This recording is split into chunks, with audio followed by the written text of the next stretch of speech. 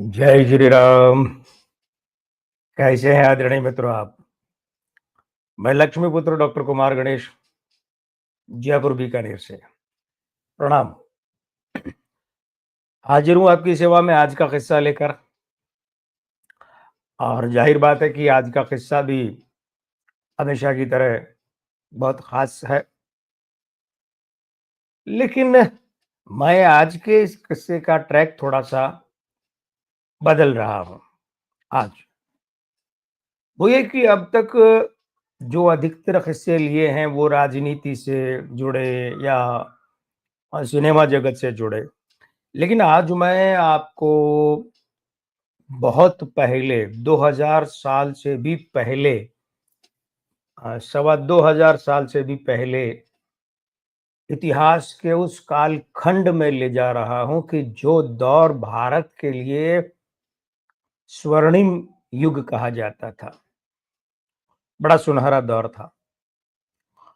तो शीर्षक से तो आप समझ गए होंगे कि यहाँ बात की जा रही है पाटलिपुत्र यानी मगध साम्राज्य की। मित्रों, अब बात है ईसा के पूर्व लगभग 340 या 345 की।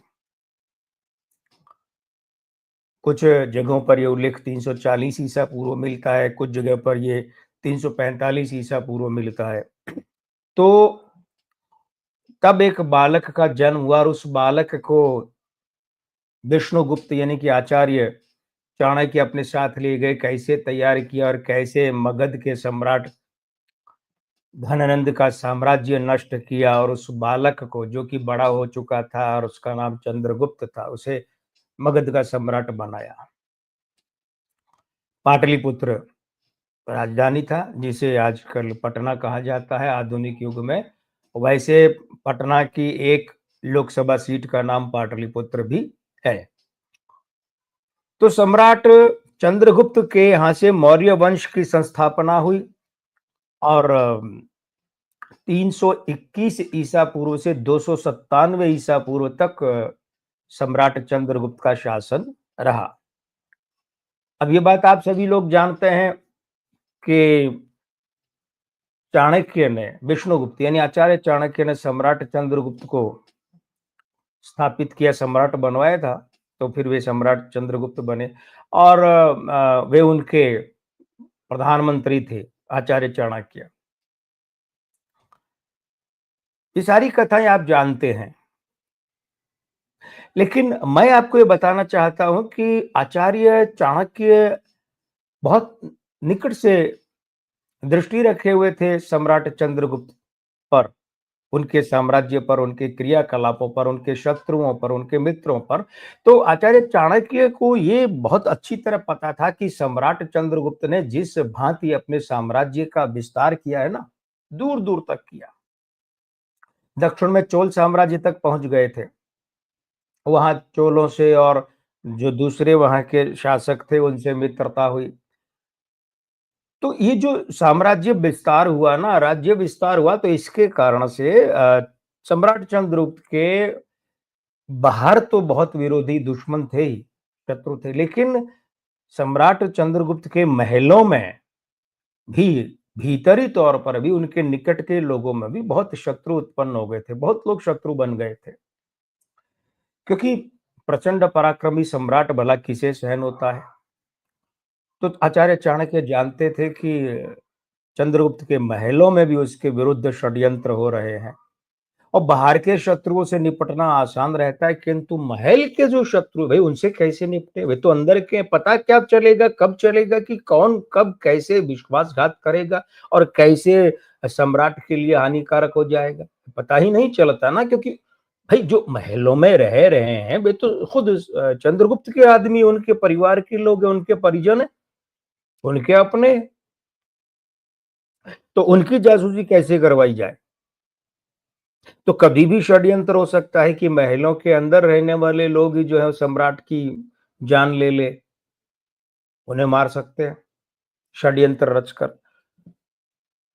दुविधा में थे आचार्य चाणक्य, क्या करें, समझ नहीं आ रहा था। अंततोगत्वा आचार्य चाणक्य को एक युक्ति सूझी।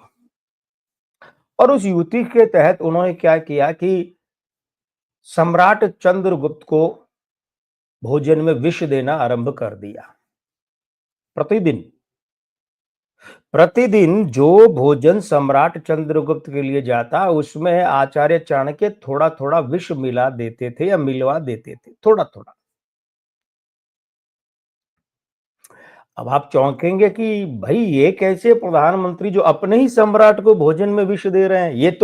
ये कह रहे थे कि भाई महलों में रहने वाले परिजन निकट के लोग वे षड्यंत्र करेंगे, सम्राट की जान ले सकते हैं। ये तो खुद ही खाने में जहर मिलाने लगे। हाँ, लेकिन क्यों? उसका कारण ये है कि देखिए अ, आचार्य चाणक्य जानते थे कि जो महलों में रहते हैं, अंदर जो 7 लोग रहते हैं, परिवार के लोग हैं, परिजन हैं, जो अपने लोग हैं, वो जब खाने में जहर देंगे, तो फिर क्या होगा? वो जब खाने में जहर देंगे, तो फिर ये होगा कि वो व्यक्ति जो है, वो सम्राट की मृत्यु हो जाएगी। क्योंकि एकाएक जहर दिया जाएगा और वो एकाएक जहर जाएगा, शरीर को नष्ट कर देगा। तो फिर उन्होंने थोड़ा-थोड़ा जहर, थोड़ा-थोड़ा विष भोजन में प्रतिदिन देना आरंभ कर दिया। इसीलिए कि आचार्य चाणक्य चाहते थे कि सम्राट चंद्रगुप्त का जो शरीर है, वो विष का अभ्यस्त हो जाए। थोड़ा-थोड़ा विष लेते जाएँगे तो धीमे-धीमे करके वो विष जो है, वो उसके शरीर के अंदर बैठ जाएगा। तो फिर बाद में कोई विष देगा तो उस विष का प्रभाव चंद्रगुप्त के प्राणों पर नहीं पड़ेगा, क्योंकि वो शरीर पहले से ही विष का आदि अभ्यस्त हो चुका है।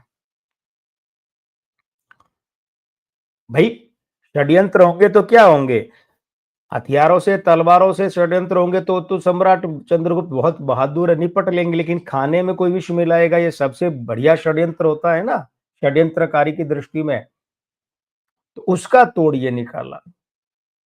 अच्छा, एक यहाँ बात और है कि सम्राट चंद्रगुप्त को ये पता नहीं था कि भाई आचार्य द्वारा मेरे भोजन में प्रतिदिन थोड़ा-थोड़ा विष मिलाया जा रहा है।